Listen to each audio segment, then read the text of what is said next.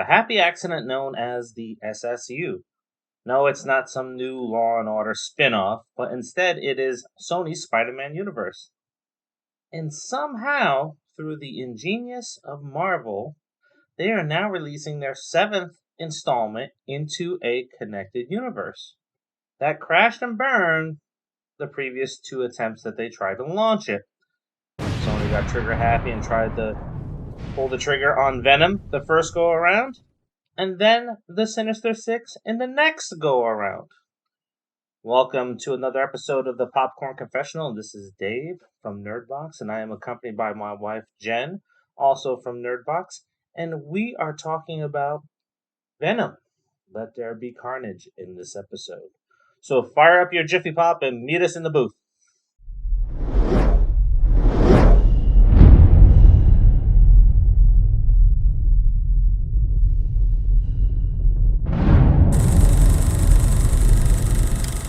Eddie Brock is once again struggling to keep his symbiote Venom in hiding, while also trying to change his diet from eating the brains of bad guys and occasional convenience store clerks to chocolate and the brains of chickens. That's a weird diet. Yeah, chocolate and brains. Yeah, yummy. That is until serial killer Cletus Cassidy calls upon Eddie for a final visit before his death, which ends with Cletus biting Eddie through the bars of his cell and becoming infected with his own symbiote, Carnage. When they do finally try to execute him, Carnage reveals himself, helping Cletus escape prison and seek revenge on everyone who has wronged him, including Eddie and Venom. So, not to get hit with a copyright here, but oops, Sony did it again. That's what I gotta say about this. Another installment into the film, and what everybody has to think if they've seen the film and they're watching this review is, what did you like or dislike about the movie in its entirety? Did the mid-credit scene, which was only one, make up for the entire movie and that's why you love it? Or vice versa? Do you hate the entire movie and don't care about what's going to happen in the future because of the way the movie was laid out? Now, what did you think of this one? Okay, so I do have to say that for me, it's not like either I love the movie or I hate the movie. It's that I did like parts of it. I like the actors. I think Tom Hardy's good. Woody Harrelson is always good. Though in this movie he's a little underwhelming, but I think that was the movie that did it. You know what? For the talent that was in this movie, Woody Harrelson, Tom Hardy, and Michelle Williams didn't seem to be on par with what they've done in the past in other movies. I think it was the movie. So, I mean, there was a lot of comic relief, so I definitely laughed a lot during the movie, but that's not enough to hold a comic book movie together and give it a high rating. Didn't you know that we were going to see a buddy cop film? Yeah, apparently that's what we were going to see. It's a buddy cop film with Venom and Tom Hardy, essentially. The movie was short. It was barely over an hour and a half, which I think is too short for a comic book movie. Now, this is where I think Sony did it again, is because they're trying to get this universe established, and they're rushing. Mm-hmm. And I definitely felt that it was rushed in this film. Like, the first film, I compare it to Transformers 1, where you have, the Autobots and the Decepticons fighting each other, and when they get into that mix, it's like, who's who? They all look the same. And we saw that in Venom 1, where, you have Venom fighting the symbiotes, and it's like, sometimes it's like, what the hell is going on here in this fight scene? Mm-hmm. Which is probably why I've never gone back to watch it again. Mm-hmm. And now we're in part 2, and there's so much discussion around, hey, let's get this Spider-Man universe set up. Let's get involved with the MCU. Let's do all of these things like they did with Spider-Man 3 and Amazing Spider-Man 2, right? In fact, they did it so much so that there's that one scene in Spider-Man 3 where you can really feel the pacing pick up throughout that movie, and that's when the taxi cab is caught in the spider webs.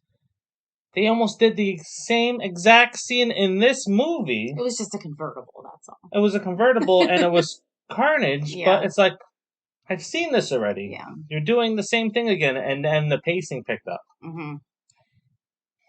I also think that they tried to cram the entire storyline into such a small amount of time that a lot of it didn't make sense. Carnage needs a movie and a half.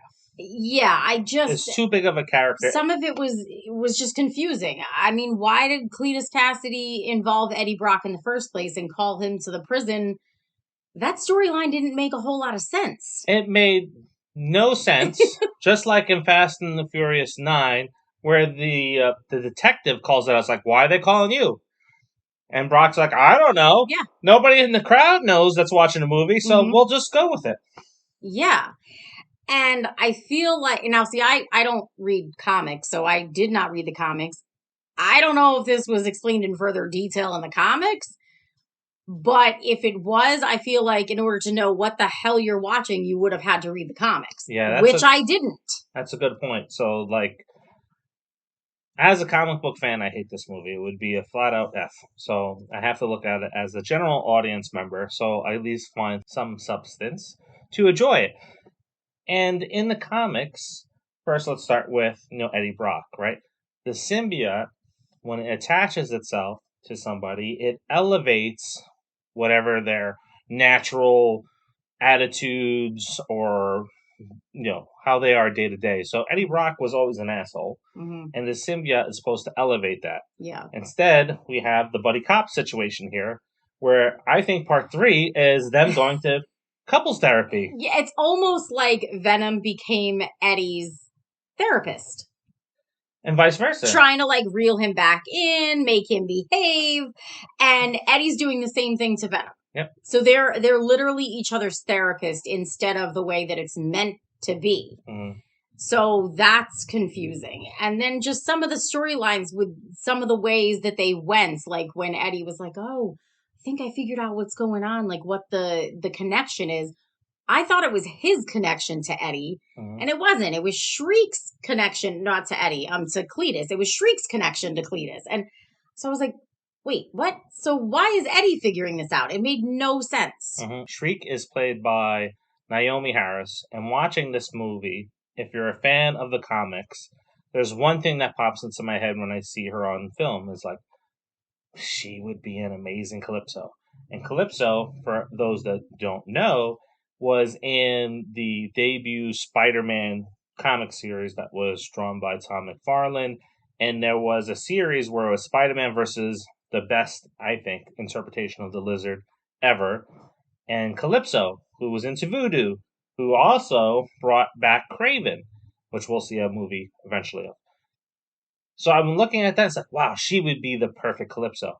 And I'm thinking, it's like, wait a minute, I saw her in Pirates. And I thought the same damn thing when I saw her in Pirates. Her look just reminded me of that character. And in Pirates, she was that voodoo character almost to a T. But, so yeah. So there are some nice takeaways from this movie. Like, I like the break in the middle of the movie where Eddie and Cletus are going around the table and he's learning about Cletus's story in a letter, and the animation, which doesn't fit the rest of the movie. I don't know why they just threw it in there, but the animation was spot on, and it gave the backstory visuals as it was being explained. So I like that. I just don't know how it fit in with the rest of the movie. We've seen the movie Mama, which we're reviewing, and that's going up today when this comes out. And that was done in that movie as well, but it had continuity throughout the entire film. So there was the opening of that scene, movie with that drawing in it, and then it came up again several times. Here, no, just one and done. So yeah, unless the only thing I can figure is the drawings that were in that movie were tied to what was on the cell walls. Yeah. So the acting, as much as I really wanted to enjoy the acting, I thought it was really subpar for what could have been done by the cast of these actors. It was probably Sony again meddling in this. This should have been a 2 hour, maybe 2 hour, 20-minute movie, I think. Definitely. It definitely needed to have an extra like 40 to 45 minutes added on to it. It was too short. Yeah, Cletus is more sinister than what we've seen. And I was expecting, and that's probably my downfall, I was expecting to see what we saw in Natural Born Killers. That crazy, wide eyed Woody Harrelson. And that's what I was expecting to see in this. And, as a comic book fan, Carnage is really, he looks amazing. Like the close ups on him, they cleaned him up, he looks awesome. But he's big. He's not big in the comics. He's actually the same size as Spider Man. He's small. And there was a lot of these issues that crept up during the movie, And also, I expected more fights in this. Yeah, I think there was a whole lot of like storyline, and in a comic book movie, you don't need that. Yeah. You want the action. A lot of build up, subpar ending, mid credits makes up for it. Mid credit scene, definitely stay and stick around and watch that because that's well worth the watch. Find the mid credits on YouTube because they leaked a few weeks ago. Watch it there, and then go spend your money on Cop Shop.